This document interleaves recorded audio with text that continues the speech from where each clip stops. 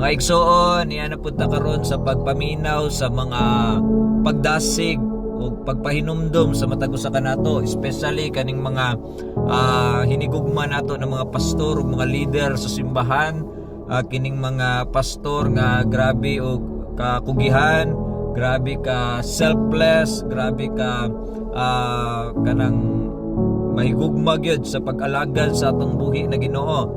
Igsoon karon kini nga pagpahinumdom not only for you but for all of us na naadira sa pagpangalagad sa atong buhi nga Ginoo. Kay karon daghan kong makita nga pastor nga kusog kay mo alagad sa simbahan, sige og wali, sige og tabang, sige apil sa daghang buluhaton. Igsoon dili kini sayop kay mao kini ang tawag sa Ginoo. Pero usahay tungod sa sobra ka busy malimtan nato atong pamilya nga mao ang una nato nga ministeryo. Hinumdumi ang pamilya mao ang unang gasa sa Ginoo. Giingon sa Biblia ang pastor kinahanglan mo atiman una sa iyang balay. Kung maluya ang pamilya, maluya usab ang ministeryo. Ang asawa ug anak kinahanglan nga makasinati sa imuhang gugma ug presensya dili lamang sa pulong apan sa tinuod nga panahon na imong gihatag aron makalikayan igsoon pastor ang ato ang pamilya nga magrebuilde, especially sa mga anak sa mga pastor. Dagan kong nakita nga mga anak nila nga nagrebuilde kay tungod kay wala nakasabot kung unsay dagan sa sitwasyon sa pamilya, especially sa mga pastor nga wala nay panahon sa ilahang anak ug sa pamilya. Igsoon dili kinahanglan na ikaw ra ang mubuhat sa tanan. Kinahanglan nimo nga i-delegate, pwede nimo iambit ang mga buluhaton sa uban aron na kay panahon para sa imong pamilya o sa panimalay. Importante nga maghatag ka og special nga oras sa pamilya. Walay meeting, walay tawag, walay sagabal. Kana ang oras para magbanding mo, pagpaminaw ug pagampo uban kanila. Mga pastor, dili gusto sa Ginoo nga mas malipay ang simbahan kaysa sa imong pamilya.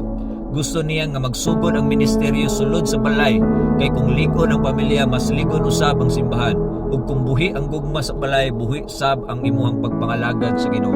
That's why today gusto lang ko magpahinumdom as a young pastor, let us change the cycle nga wala nay mga anak sa pastor nga dili na ganahan nga magpastor pod kay napasagdan ang ilahang pamilya, apan ang mga anak sa pastor ganahan kay nga musuporta sa ilang mga ginikanan, mangandoy nga moabot sa adlaw, mga lagad po sila sa Ginoo, mahimo po sila pastor.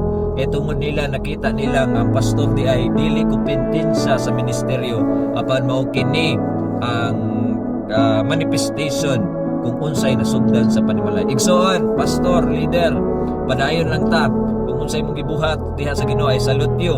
I know gibuhat tani mo para sa himaya sa atong buhi na Ginoo. Apan dili na to kalimtan atong pamilya. Balance is the key. Kang Ginoo igsoon mas samot nga malipay kung nakalagad ta nga atong pamilya ang una natong priority. Yes, given naman atong Ginoo kay di na nato kinahanglan ibutang si Lord sa number 1. Kay si Lord mismo mao man ang atong kinabuhi.